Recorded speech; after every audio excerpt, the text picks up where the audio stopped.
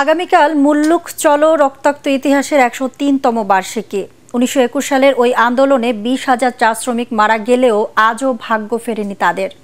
চা শ্রমিকদের জন্য সরকারি ছুটি সহ জাতীয় দিবস হিসেবে পালন ও ন্যূনতম মজুরি ৫০০ টাকা নির্ধারণ সহ চা শ্রমিকদের শিক্ষা ও চাকরির সমান সুযোগ সুবিধা নিশ্চিতের দাবি শ্রমিক নেতাদের।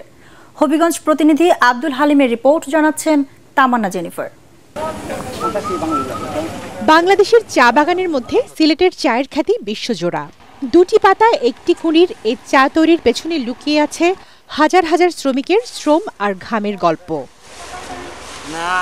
স্বল্প মজুরি আর ভূমির মালিকানা না থাকা চা শ্রমিকরা ঘাম পায়ে ফেললেও তাদের উপর রয়েছে নানা শোষণ আর নির্যাতনের অভিযোগ।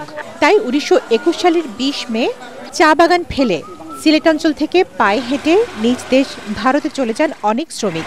তাদের ফেরাতে মেঘনাঘাটে চা শ্রমিকদের উপর নির্বিচারে গুলি চালায় ব্রিটিশ সৈন্যরা।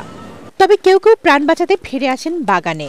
চা শ্রমিকদের জন্য সরকারি ছুটি, দিনটি জাতীয় দিবস হিসেবে পালন, ন্যূনতম মজুরি ৫০০ টাকা নির্ধারণ সহ চা শ্রমিকদের শিক্ষা ও চাকরির সমান সুযোগ সুবিধার দাবি শ্রমিক নেতাদের।